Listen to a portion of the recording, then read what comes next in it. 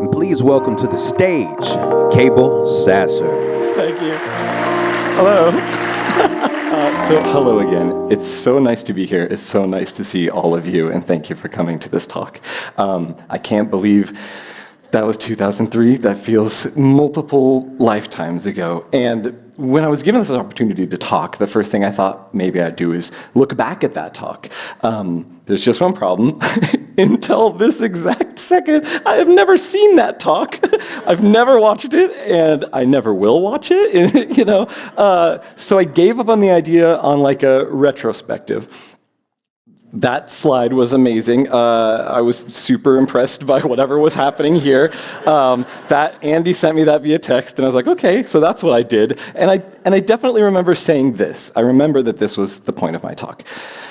I wondered how I did and how we did at Panic over the last 10 years. Did I hold up to my bargain? Did I make the most of the time? And, oh, my cat, sorry, jumped on the keyboard. Eduardo, okay.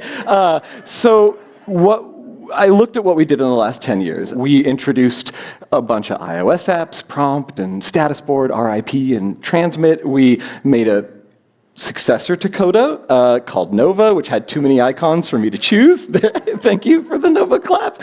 And we made Transmit 5. We got into game publishing. We published a game called Firewatch, like really soon after XOXO. Thank you so much.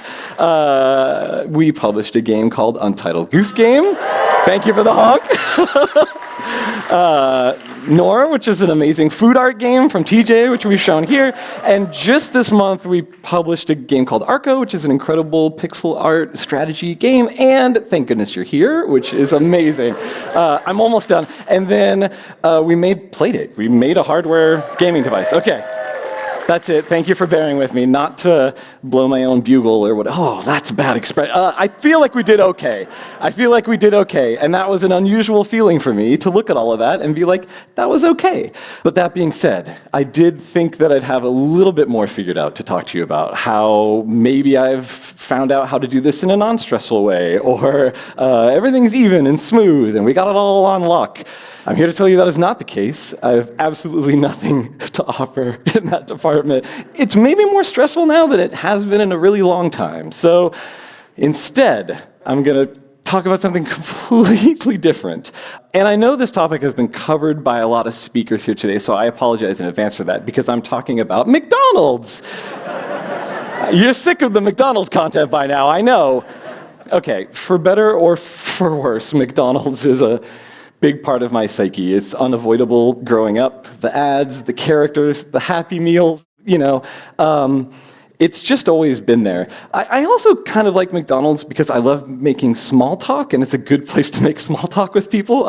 If you don't mind a quick tangent, one time I was waiting for my food, and a big group of teenagers were also waiting for their food. And my small talk was, hey, do you guys ever go to the Wendy's across the street? Which is really super awkward.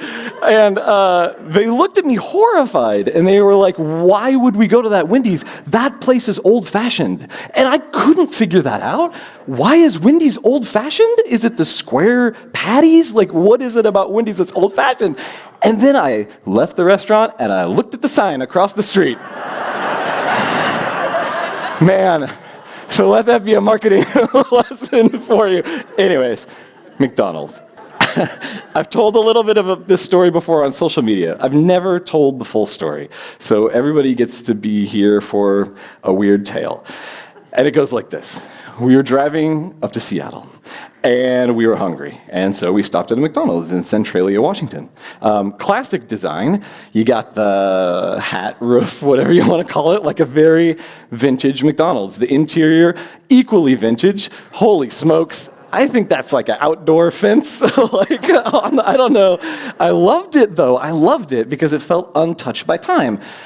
But what I did not expect when I was walking through the McDonald's and I took a left. Oh, I have a dramatic reenactment. I was walking through the McDonald's and I took a left towards sort of the kids area, and there was this mural on the wall that I don't even know. Oh my God. Okay. This mural was better than it had any right to be. It was the Sistine Chapel of McDonald's wall art. It was painted on canvas. You know what? I'm not going to use words. I went up later with a photographer and took a million pictures just so I could show you the power of this mural.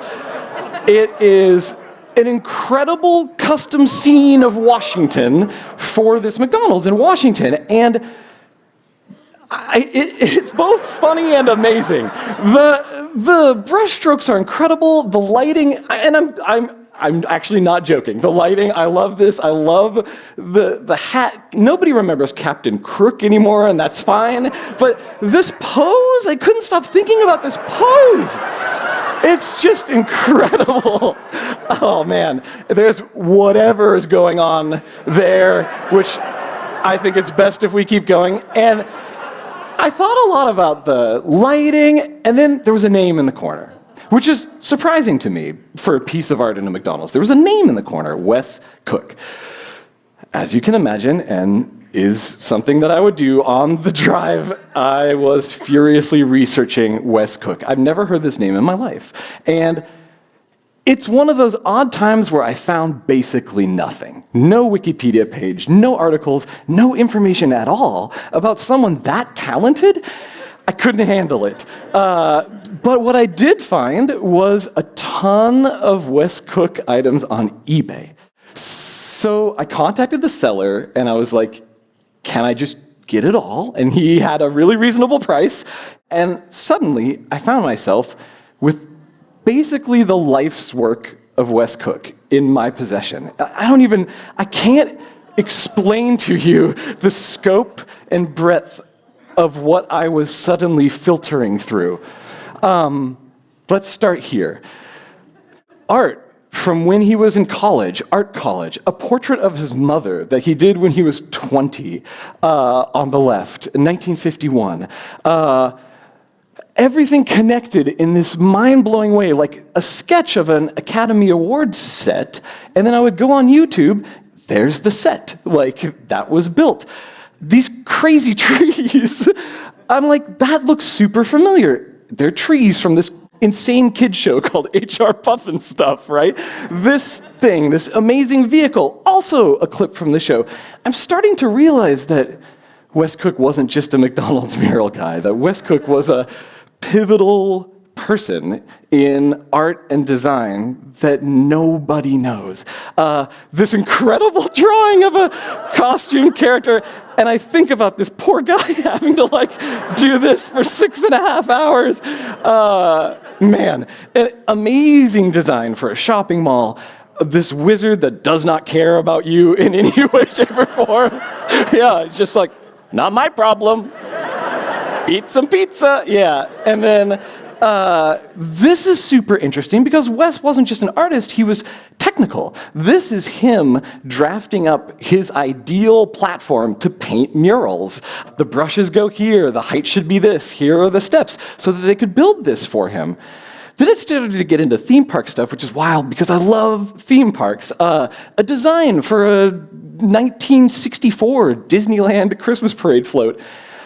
This was instantly familiar to me because I don't know if you've ever been to Tokyo Disney Sea, but this exists. This is built and is there in the mysterious island area. My family and I ate in this restaurant. It's exactly like Wes drew it. Exactly. As you can imagine, my mind is just melting as I'm going through all this stuff. And then we get to stuff that never got built. A Ren and Stimpy ride for something somewhere? Space Madness? Yeah, I'll take it. Islands of Adventures, a theme park in Florida, and it was heavily comic book based in the beginning. This incredible drawing of the street. A Zippy the Pinhead walk-around character. Just what is happening? How is all this real? An incredible, Land Before Time, River, every piece meticulously crafted. This person cared about their work. And then there was McDonald's stuff in that pile. A sleeping Uncle O'Grimacy, which I'm guessing not many of you know. That was Grimace's Irish uncle. Sure. Of course, I think it was for the Shamrock Shakes. But anyway, this incredible drawing, a hamburglar swing, the scariest thing I've maybe ever seen. And what I loved about this is Rev B. This was Rev A. Nope. No, thank you. And then I got to a very familiar looking cow. And I was freaking out because there was the sketch of the original mural, which was a rural scene in Washington State. And again, it's Wes, so significant technical details on how to paint this and how to apply this to the canvas. Folks, I could do this forever, but this is supposed to be 15 minutes long, and you probably want to go home. I'm not even going to get to really talk to you about the auction that I didn't get, that I wish more than anything I could have, which was that Wes Cook was working on what he called a triptych satire. That's the best reaction I could. Yeah. Yes, you see correctly. That is the baptism, crucifixion, and ascension of Christ told through Ronald McDonald. Yeah. Dude, it's just a really bad JPEG. That's all I could get from eBay, and I'm like, somebody has this. I need to scan it. So, okay. So that's my show and tell. But why did I have all of this stuff? Why would a meticulously curated collection of someone's life's work be sitting on eBay? It made no sense to me. So I reached out to a bunch of people. I talked to some folks that worked with Wes at Walt Disney Imagineering and some other places, and we think we pieced together the story. Wes died in 2004, and he had no family and no heirs, and he bequeathed all of his, I think that's the right word, all of his work to a coworker who wanted to write a book about Wes. The coworker took all of Wes's pieces and put them in a storage locker and then didn't pay for the storage locker, basically scattering his life's work to the winds. I found that very sad. I kept thinking about it. It's weird because it shouldn't be sad because he did all this amazing stuff, but I kept coming back to this one brochure for a company he worked later in his life called Landmark Entertainment. And there's that little Post-it tab on the top, the classic, like, I want to mark this for my family or my parents or whatever. And I went to the page, curious what he wanted to highlight, and there in the corner was just a picture of Wes doing his thing. That meant something to him, that they put his photo in this brochure. He marked it. He wanted people to know. And this is what I got stuck on. I know it's supposed to be about the work and the things that we make. And by that standard, Wes should be the happiest person ever.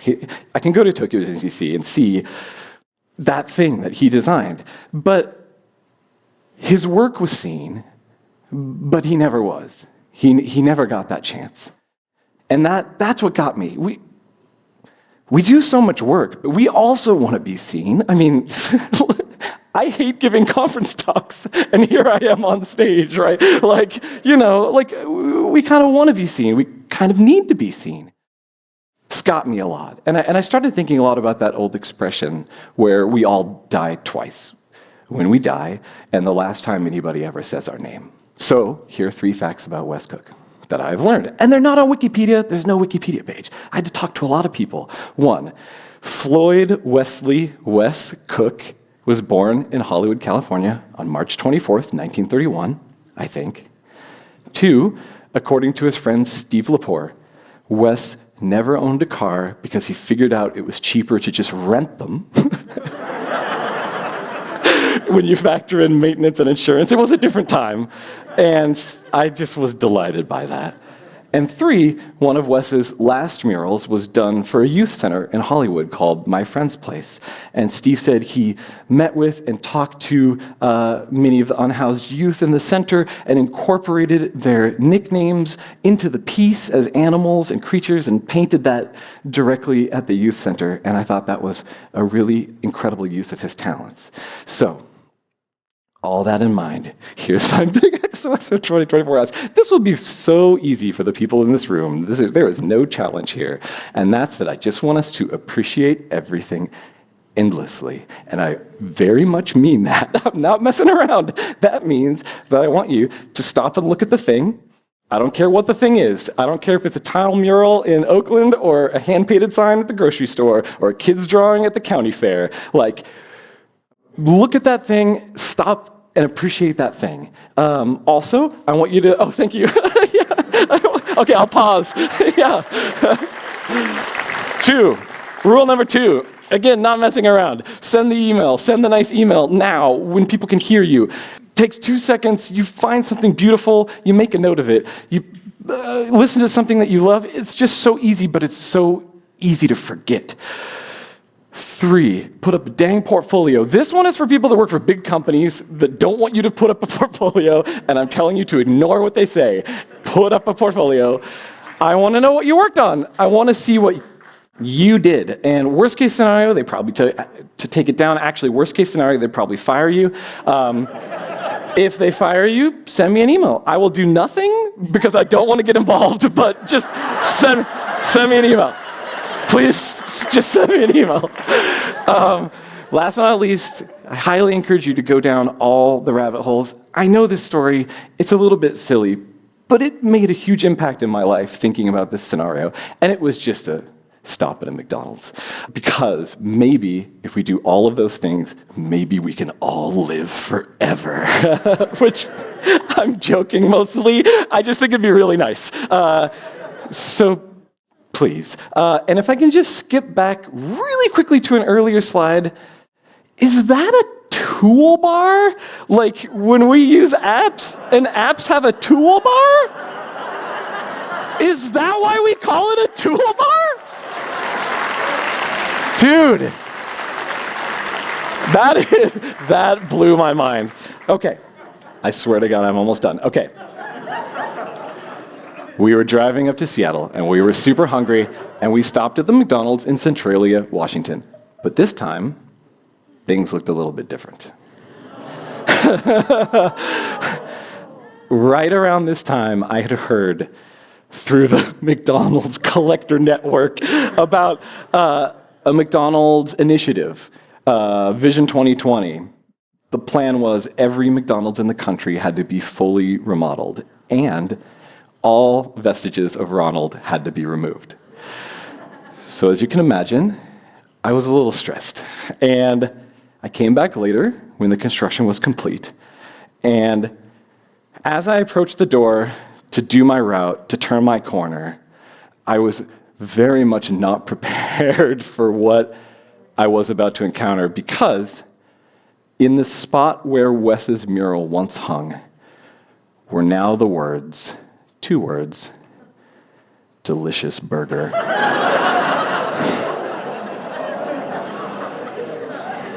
Delicious burger. Oh, it's so bad. And it feels like I'm in a bootleg, like it's so bad. So, I was left with a large series of what-ifs. And here were my what-ifs. What if I could have figured out who owned that restaurant? What if I could have contacted them? What if I could have heard from them a couple days before that demolition and driven up to that restaurant? What if I could have just waltzed in and just peeled that thing off the wall and taken it home? And what if I could have given Wes a little bit more time? And what if everything that I just said is actually exactly what happened? Thank you.